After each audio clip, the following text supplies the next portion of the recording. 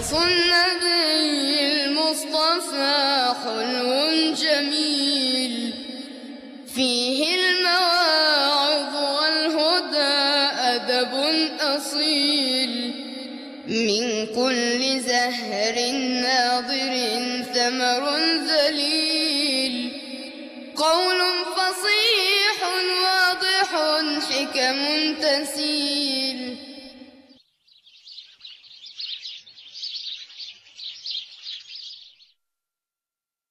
ماذا ستحكي لنا الليلة يا عم؟ هذه القصة من القصص النبوي عن رجلين صالحين.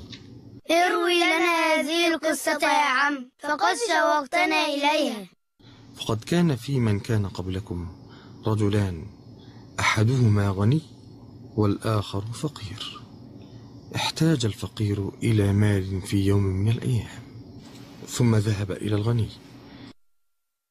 الحمد لله على نعمه الكثيرة، الحمد لله على آلائه الكبيرة. السلام عليكم ورحمة الله. وعليكم السلام ورحمة الله وبركاته. هل لك حاجة يا أخي؟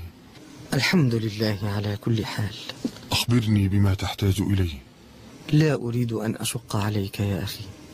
بل قل، فإني أخوك. ألم تسمع قول الله عز وجل: إنما المؤمنون إخوة؟ بارك الله فيك يا أخي. إني أحتاج إلى اقتراض مبلغ من المال ثم أرده إليك. كم تريد؟ 1000 دينار. هل عندك من شهيد يشهد على هذا الدين؟ كفى بالله شهيدا. هل عندك كفيل يكفلك إذا لم تستطع الرد؟ كفى بالله وكيلا. صدقت يا أخي. ها هي 1000 دينار، وسوف أنتظرك في هذا الموعد إن شاء الله عز وجل. جزاك الله خيرا، وسوف أعيدها إليك في أول وقت تمر فيه سفينة من بلدي إلى بلدك. أعانك الله يا أخي على قضاء دينك. السلام عليكم ورحمة الله. وعليك السلام ورحمة الله وبركاته. اللهم أعني واقض عني ديني، اللهم اكفني بحلالك عن حرامك، وأغنني بفضلك عمن سواك. الحمد لله، قد وفقني الله لجمع المال لأقضي ديني. سبحان الله، ماذا أفعل الآن؟ لقد تأخرت السفينة، ولن أستطيع أن أرد المال إلى صاحبه في الموعد المحدد. سبحان الله، إنني أستحي من الله لأني جعلته شهيدا علي وكفيلا لهذا الدين حتى يرد إلى صاحبه، وكذلك أستحي من أخي. كيف أخلف وعدي معه؟ سبحان الله، ماذا أفعل؟ ما هذا؟ هذه الخشبة تسبح بمهارة على الماء. نعم، هذه فكرة جيدة. نعم، هكذا. هذا مال الدين الذي علي، فجزاك الله عني خيرا يا أخي. بسم الله.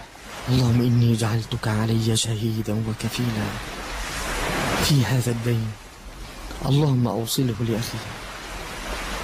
سبحان الله، لقد تأخر أخي ولم تأتي السفينة بعد.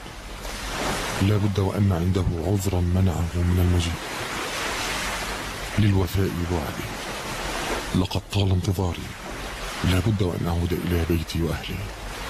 ما هذا؟ إنها خشبة، وأطفالي يحتاجون إلى التدفئة من البرد، فقد يتدفأوا بتلك الخشبة إن أنا أخذتها لهم.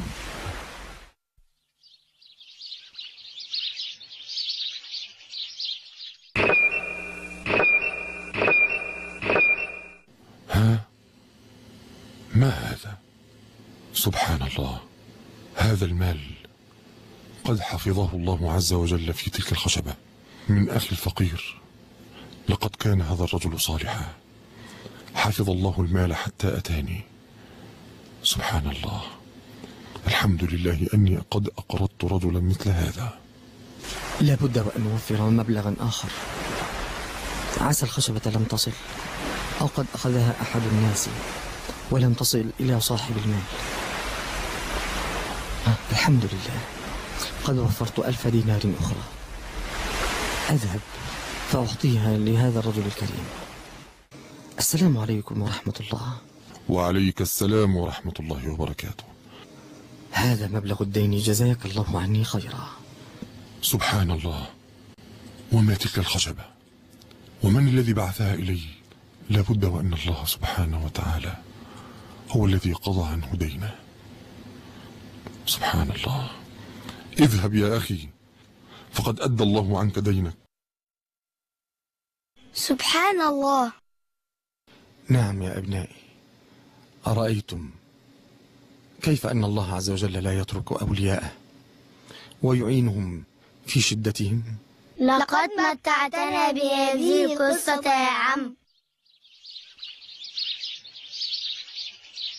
قصص النبي المصطفى حلو جميل، فيه المواعظ والهدى أدب أصيل، من كل زهر ناضر ثمر ذليل، قول فصيح واضح حكم تسيل، رجل سقى كلبا فنال ثوابه، واستوجب الغفران من رب الجميل، وثلاثة بالغار ناموا